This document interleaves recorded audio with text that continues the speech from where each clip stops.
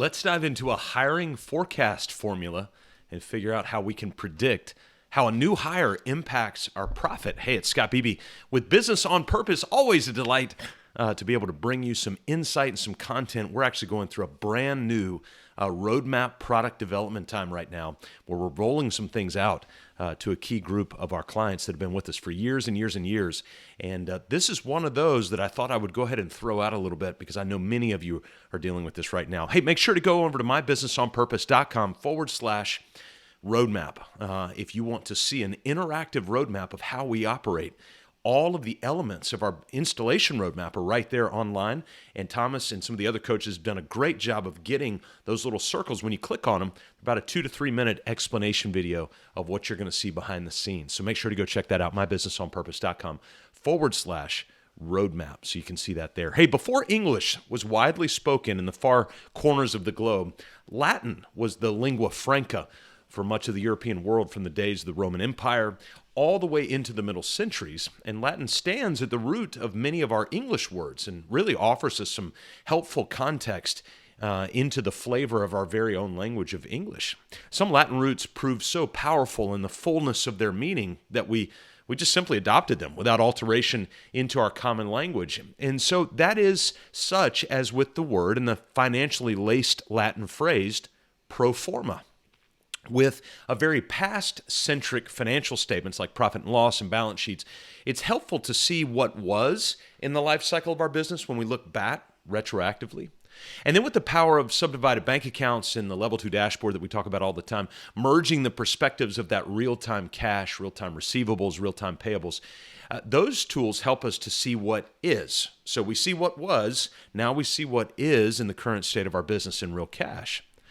We need the what could be picture, though. That's one that's often left out and leaves us to guessing many times to help us complete the what was, the what is, so the past, the present, and then the what could be picture, that future snapshot of our business.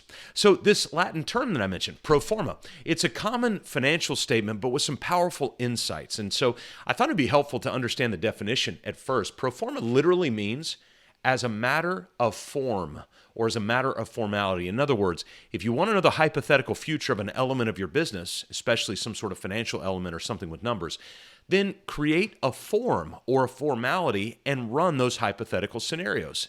Pro forma is a matter of form.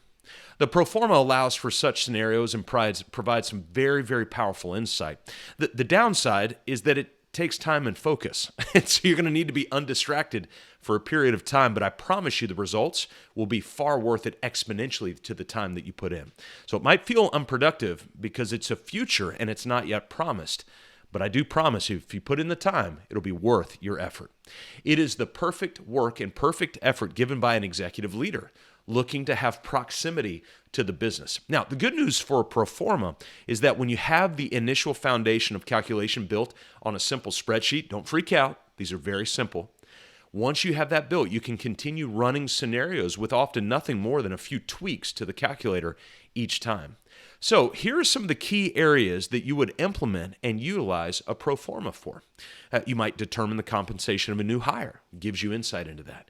You might discover the impact to the bottom line from any role that it has, either new role or existing role, to see the value of that role from a financial standpoint.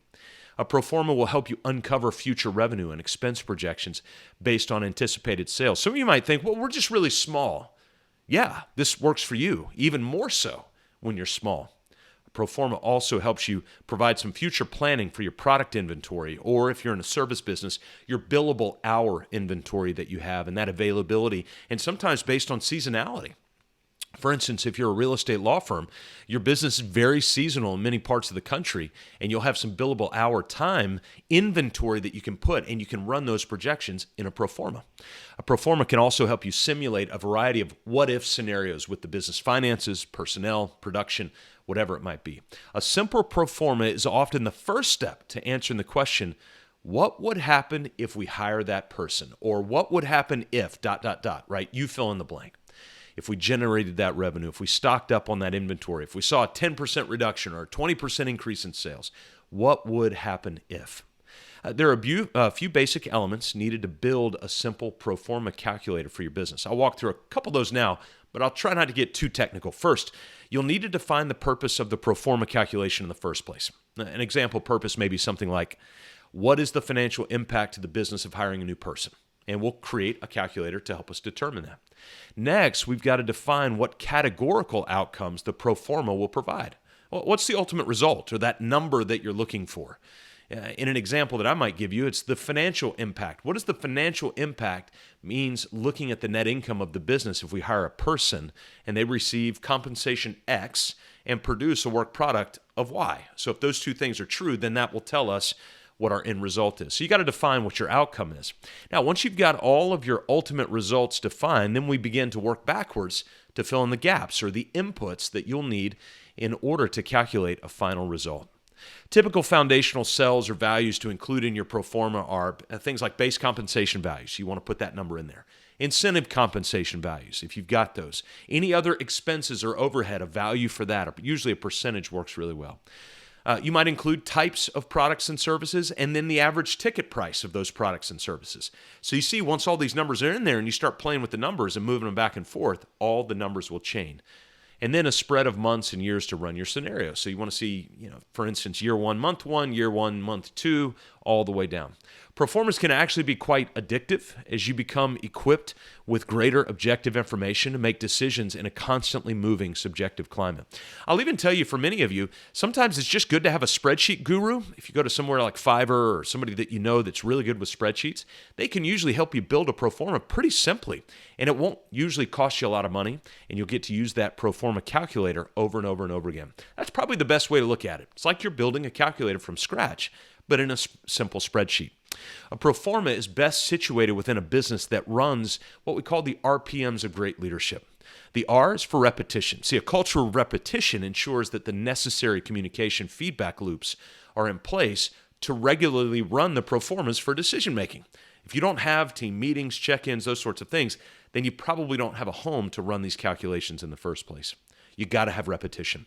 The second in RPMs, repetition, the P is for predictability, and it ensures that the results of the proformas find a home in the decision-making process.